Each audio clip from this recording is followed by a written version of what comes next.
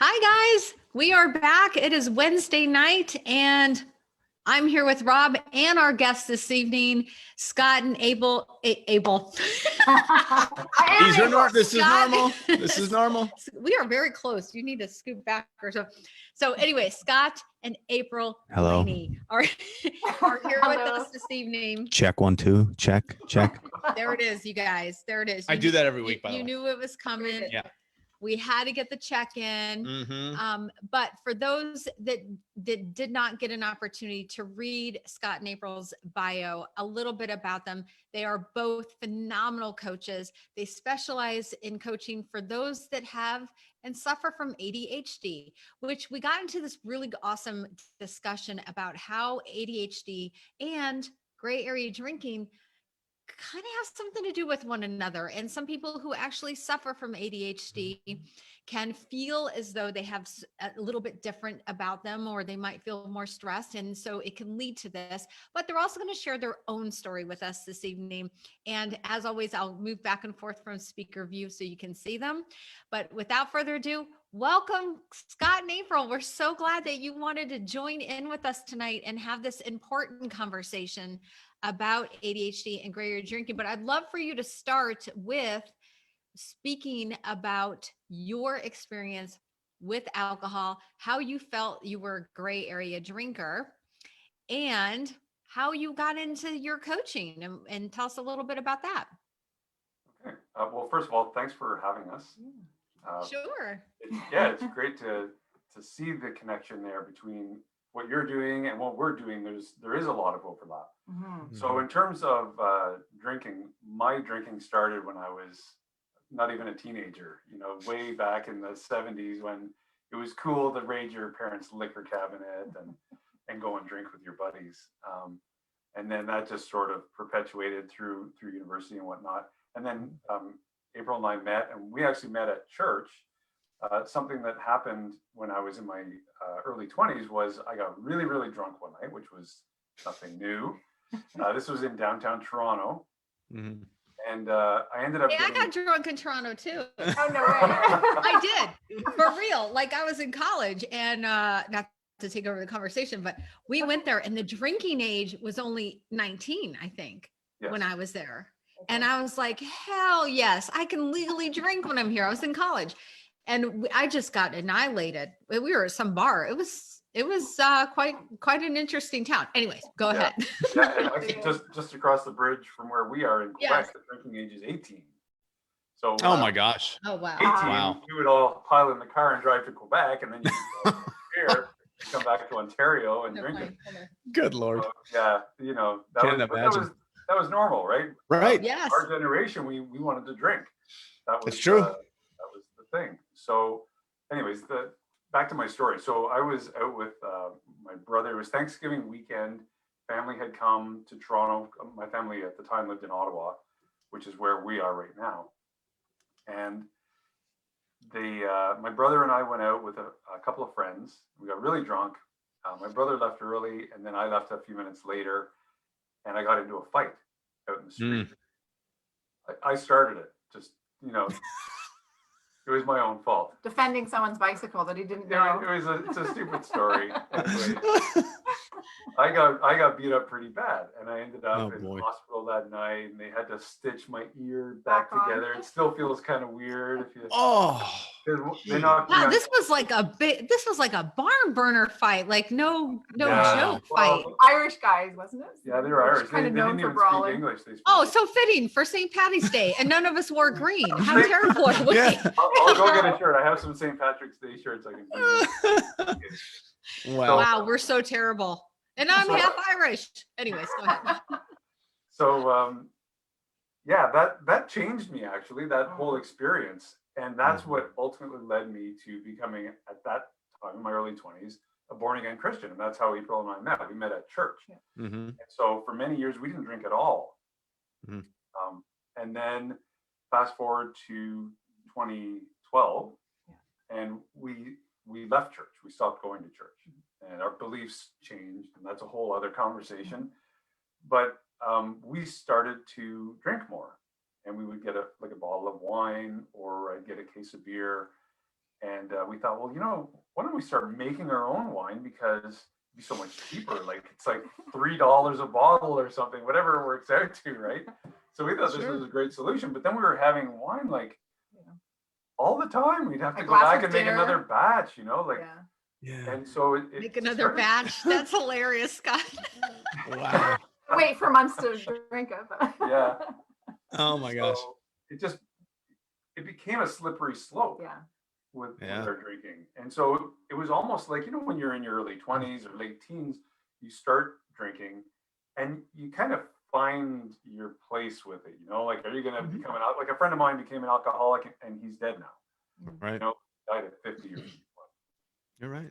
And so I just found that out recently, actually, from a friend. But so here now we were in our 40s.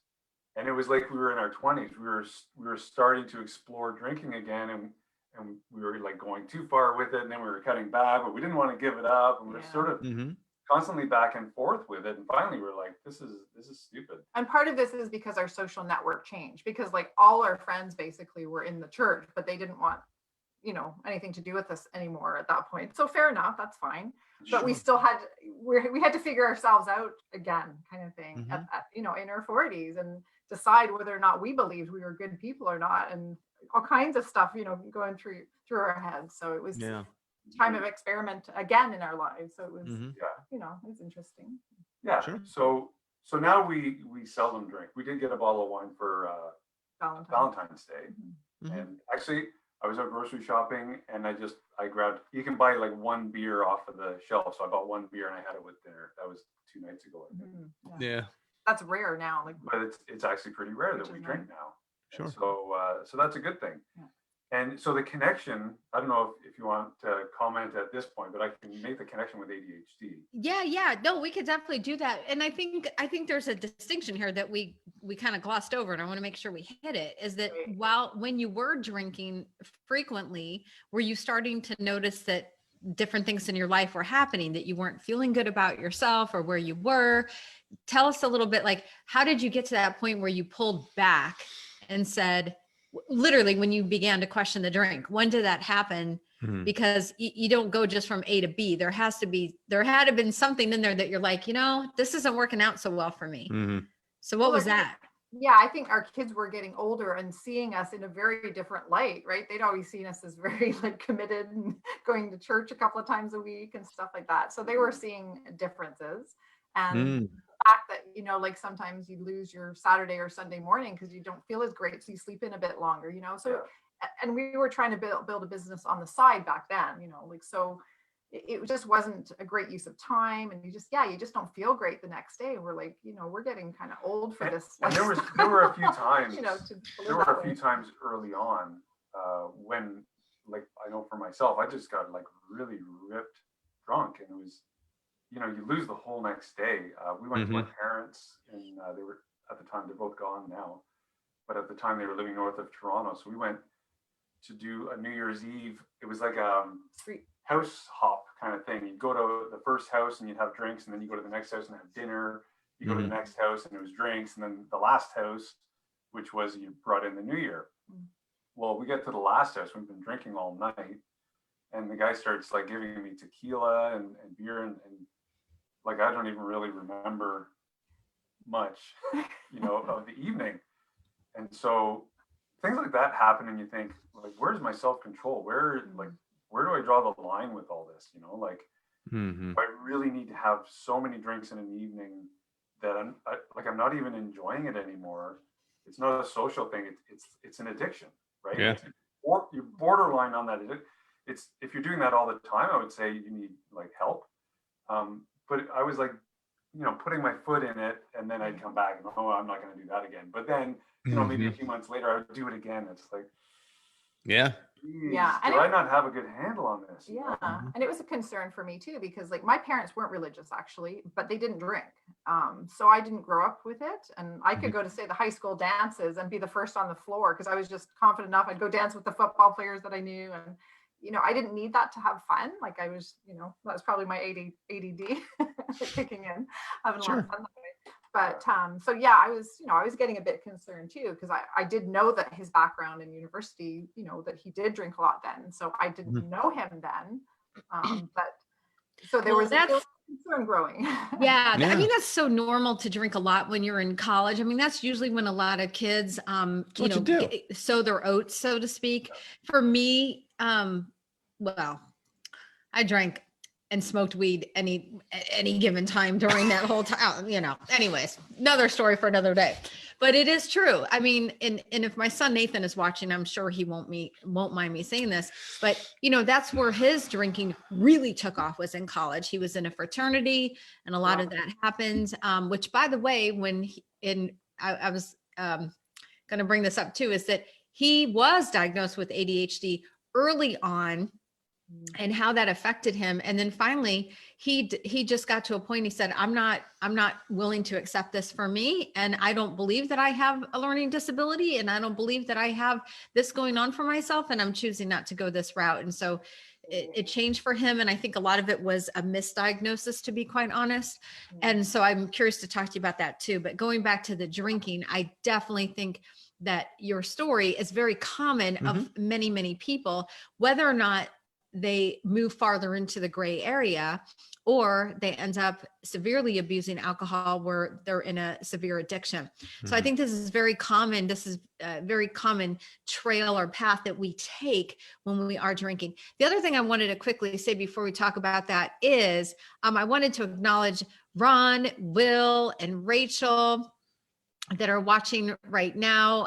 We have about 6 people on. I can't see, so I got to flip screens really quick here, but I at least wanted to say thank you to them for being here and showing support for this important conversation.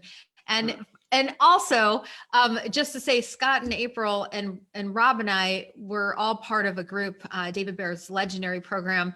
And we actually had a phenomenal conversation about a year and 2 months ago in a hot tub together. In the snow. In the snow. It was, yeah, it was that was awesome. Yeah, it was great. Let me put this back on speaker. We were in Lake Tahoe at the Ritz-Carlton, and there was a pool that was heated. It was heated, but it was freezing out. It was like 20. Well, we're talking Fahrenheit here in the States. I know in Canada,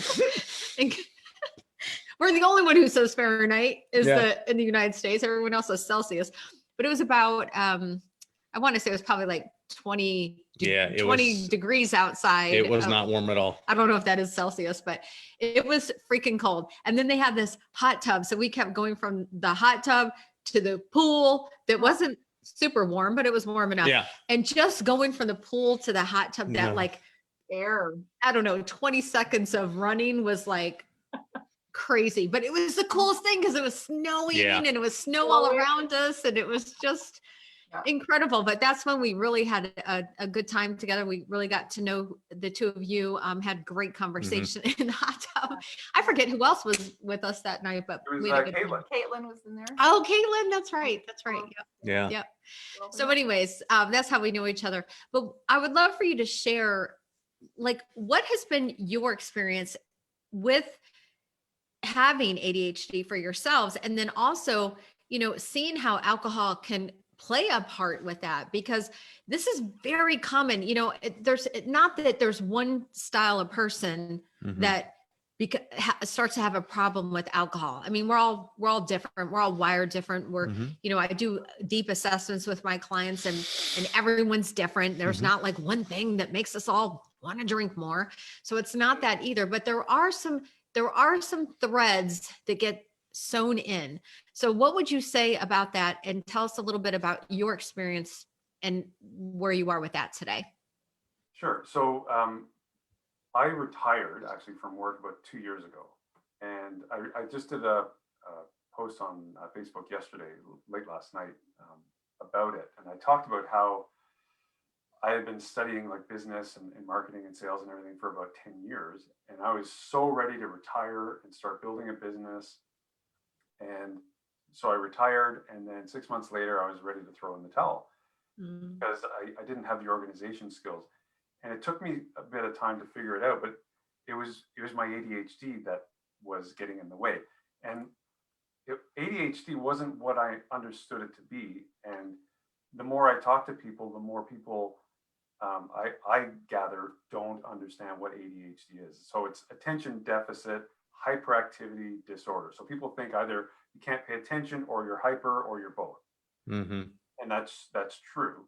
But there's so much more to it. Yeah. It's actually a cluster of symptoms that revolve around what's called executive functions in the brain. And we don't have to get into all of that. But essentially there's lower dopamine in our brains. Mm-hmm. So as a result of that, some of these executive functions, which are really what distinguish us from the animals, are executive functions. And they don't work so well in people with ADHD. So they don't have the self-control that other people do. That also makes them prone to certain types of activities, like addictions, because addictions by and large will boost dopamine in the brain, which is part of the reward system. Your reward system uses dopamine. Mm-hmm. True. So you can get involved in whether it's drinking alcohol or sex addiction, porn addiction, gaming. Alcohol, all of these things. It doesn't matter, pick the one that suits you best, based on whatever your experience is. Mm-hmm. This is what people get caught up in, and they don't recognize it as being a means to an end, and that end is that dopamine hit. So for people who have ADHD, they're looking for any kind of adventurous or risky behavior that's going to stimulate their brain. And sometimes alcohol fits that bill. Sometimes it's fighting, like getting drunk and getting into fights, and that's what I used to do. Mm-hmm. So there's a really big relationship there. And sadly, a lot of people with ADHD, if they don't have like high IQ to compensate for the fact that they don't have these self-control mechanisms, a lot of them end up in prison. And so the estimates are as high as 45% of all prison inmates have ADHD, which is undiagnosed and untreated. Yeah. Not necessarily that they're not going to be intelligent. Like some of them may be, but they just didn't have the background and structure and support that they needed. Right. It's environment. So they're looking for the dopamine hit, right? Like, they don't want to be bored. They want to be excited.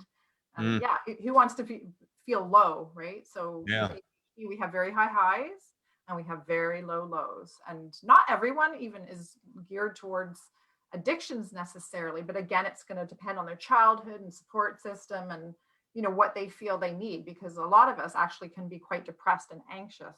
And about 90% of adults that have ADHD don't know that they have it, which is unfortunate because, like you said, Carrie, like it's the label, and it's not a learning disability necessarily. It's yes, there could be along with it. There could be dyslexia. There could be dyspraxia. There could be some of the other ones. Dysgraphia. There's a whole bunch of dysaphias or whatever. It can go along with it. For women, we're often misdiagnosed with bipolar or depression or anxiety, and it can actually not be those things alone. It's part of the ADHD. So there's so many people that have it, but they don't want to look into it and look into the label. Yeah. Eye-opening. I definitely want to hit something there because, for example, you heard me say with my younger son that when he was in elementary school, the doctor diagnosed him with ADHD, and it was because he was having a difficult time learning. And it wasn't that he wasn't smart, because he is extremely intelligent. It was that, he couldn't focus. And so, what did we do? We did the parental right thing, which was, let's put him on Adderall and see if that doesn't fix the problem.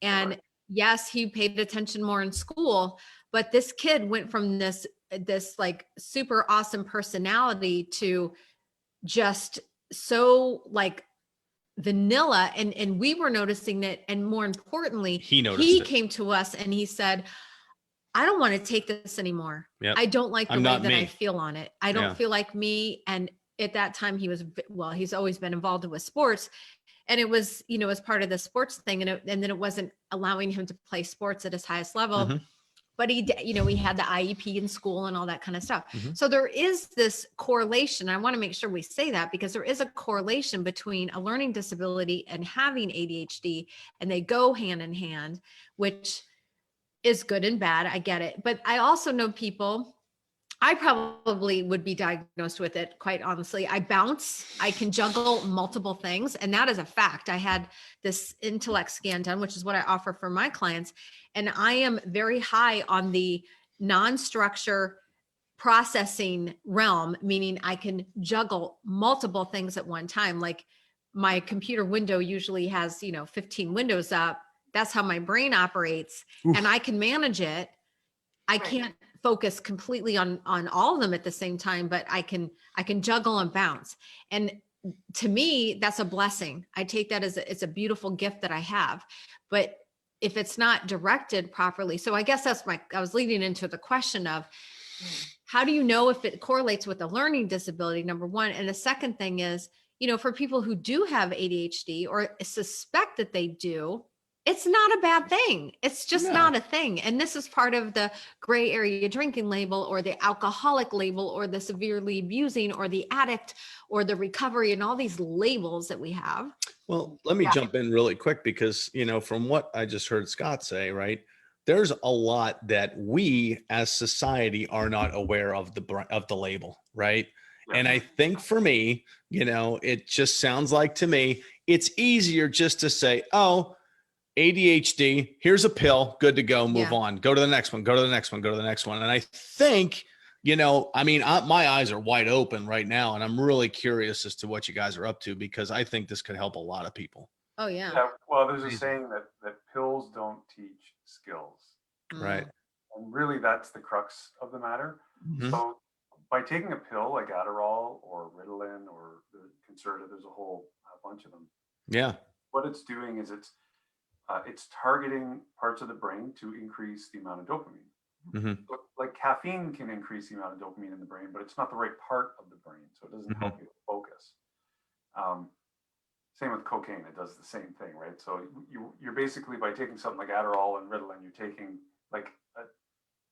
it's considered an amphetamine, right? So it's a stimulant, but it's kind of microdosed, and it's targeting parts of the brain that you need for focus, the prefrontal cortex, which is just behind your forehead.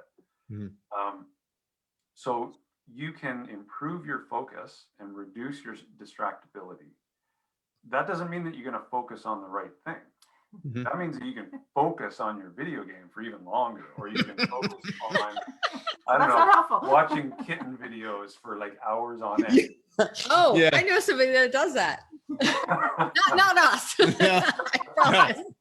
He does like the dodo though, which is the cutest thing. Oh, God, I Who love the doesn't love dodo. the dodo? I mean, Love come the on. dodo. Love We have it. great videos. Yes. So what we try and do, or what we do, is teach people the skills that they need. So Yeah.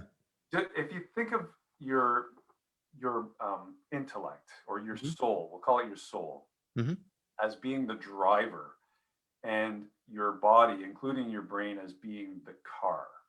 Imagine you have a car that has like a Ferrari engine, and it has like broken down brakes from like a Datsun 510 from like Speaking my language, I love it. Yeah. I love it. So this is essentially what you're dealing with the ADHD brain. So you can't trust your brain. You can't say, "Oh, I'll remember that." Oh, I have a dentist appointment Thursday at 3:30. Oh yeah, I'll remember that. Like, forget it. You just can't rely on your brain to do it for you. So everything has to become externalized now. So you have to write everything down. You have to use your agenda. You have to use your phone's calendar, whatever tools work for you. That becomes the new normal. And the other thing is, you have to take your conscious thoughts, like, I want to get up at 6 o'clock in the morning. That's a conscious thought. Understand that 90 to 95% of your behavior is not driven by your conscious thought. It's driven by habitual behaviors that were learned by the time you were 7 years old. Yep. So let that sink in for a second. True. I think, okay, so you want to get up at 6 a.m. and then you want to, I don't know, meditate. You want to do your workout. You want to have a healthy breakfast. Maybe you go for a run, whatever, and then be at your desk for 9 a.m. and showered and everything, right? So that's your morning routine. But you can't do it. Like, day after day, you want to do it and you just can't do it. It doesn't happen. and every day you beat yourself up. I haven't done it again. Geez, why Mhm. can't I do this? Mhm. Because your unconscious mind is running the show. Just Mhm. because you have the thought doesn't mean it's going to You happen. can follow through. Yeah. Yeah. So you've got to get into the deep programming of your mind and change your habits. How do you change your habits? Well, you can't just say, well, I want to do it and it's going to Mhm. happen. There's more to it. And so Mhm. that's what we teach people. Yeah. Is like, Nice. Yeah, that is That's great. such, I'm going to put us back on gallery view. That is so true, because that's exactly, of course, what I do with my clients and with this group, is learning, dehabitualizing that process and creating new ways of thinking. Because like you said, what we learn before the age of 7 becomes our truth and our guiding north. It becomes our belief system Mhm. in which we form decisions off of. Mhm. And those decisions drive our actions. So it's the beliefs create these thoughts that we have, like you said, are most often unconscious thoughts. And for those that don't know, we have up to 70,000 thoughts in a day. In one day, imagine that. 50 to 70,000 thoughts is on average. If the average And- person has 70, you have 140. Oh, I probably Really? Yeah. Telling. It's very high. yes, I told you.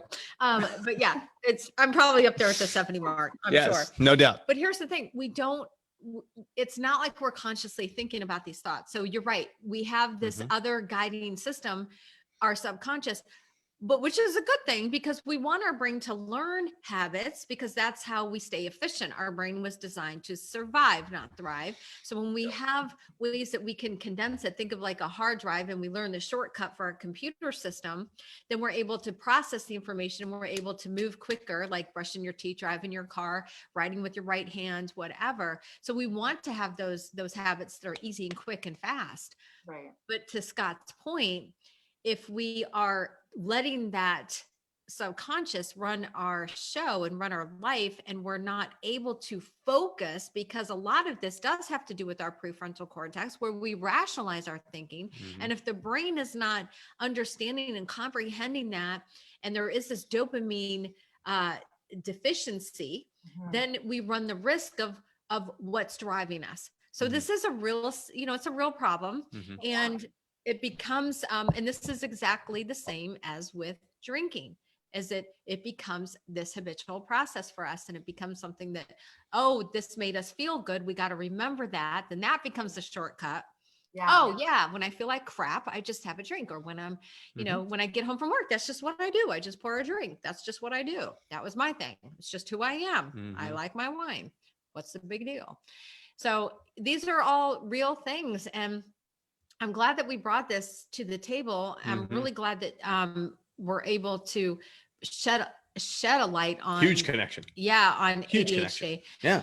Because I think there's a lot of people in Try Dry for 30 and Question the Drink, and in my tribe and in yours, that they can start to see the correlation of, oh my gosh, that does sound like me. Mhm. And so if somebody finds themselves in that place, how do you help specifically? Like, maybe give us a little bit of what your program looks like, a traditional program, some of the steps that they go through, and then we will we'll wrap this up for tonight. But I think it'd be great to just explain how you work with your clients.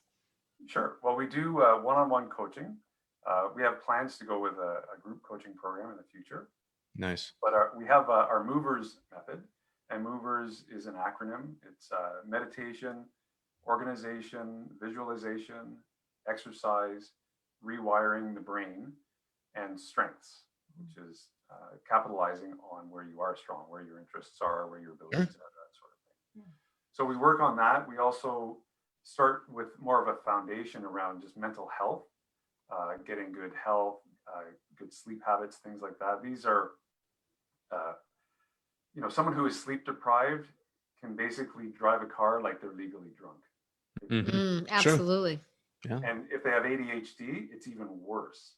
Yeah. So it's that much more important that we have really healthy habits around diet, drinking enough water, getting Routine. enough sleep. Yeah, well, routine you build on Yeah. top of that, right? So Yeah.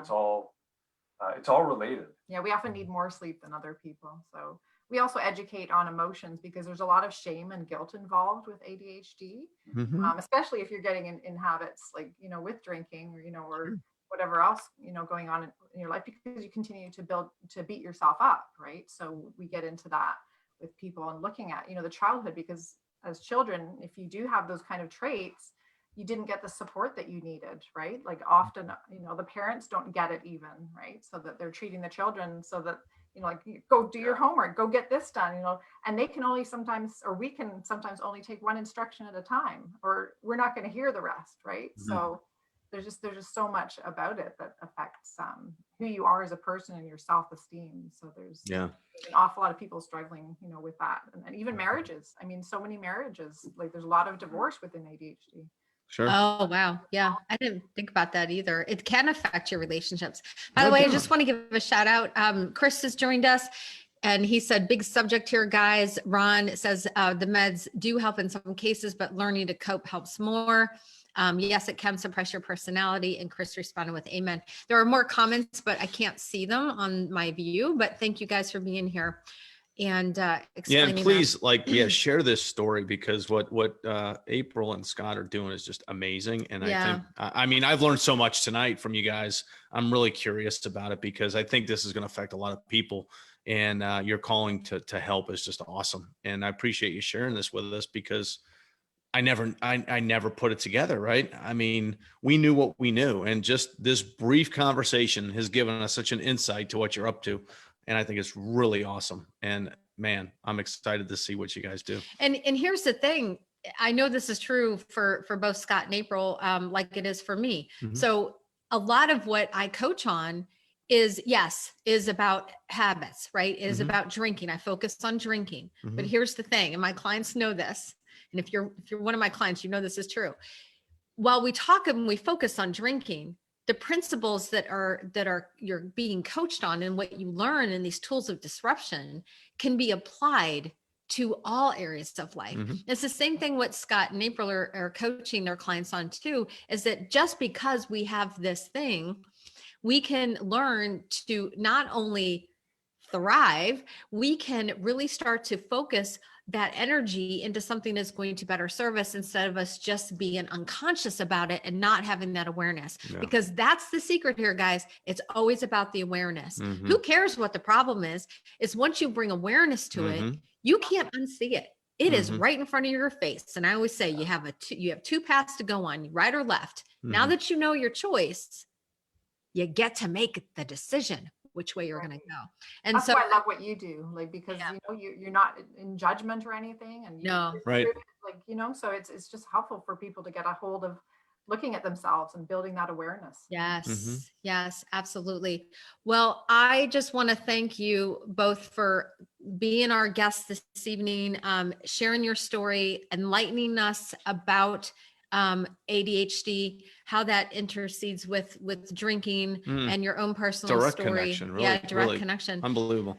Yep. And I think it's important, if anybody is interested in contacting Scott or April, I'll make sure that we'll either one of you guys or I can do it, put your contact information in the comments below this video. Yeah. And if you are watching this and you feel as though this message is resonating with you or with someone that please share it, or invite them into the group. More importantly, well, they can't share the video out, but you can invite somebody into the group and have them rewatch this and just hit #replay. I'm going to try, I've been having trouble downloading the live videos and posting them on YouTube. I'm going to try to give it a whirl again. And if I can do that, I'll put this on YouTube on my channel. So thank you both so much for being here. It's always a pleasure. Thank you. Yes. Great seeing we you love guys. Listen, we have so many friends from Canada, like for real, like Karina. I don't think Karina's watching us tonight. Liz, it's just Liz, you and Karina. So I was thinking it was more than that, but it's more than we had last year, just saying. Yeah. But listen, y'all are my family. So, and that's the beautiful thing about our group is that, it's such a blessing to have everybody, and we're all so very tight and would do anything for anybody. So thanks again for being here. And I will end this. You guys can stay on with me for Question the Drink Group. We will see you next week. We'll have another guest, and I look forward to seeing you then. Enjoy the rest of your evening. Talk to you soon.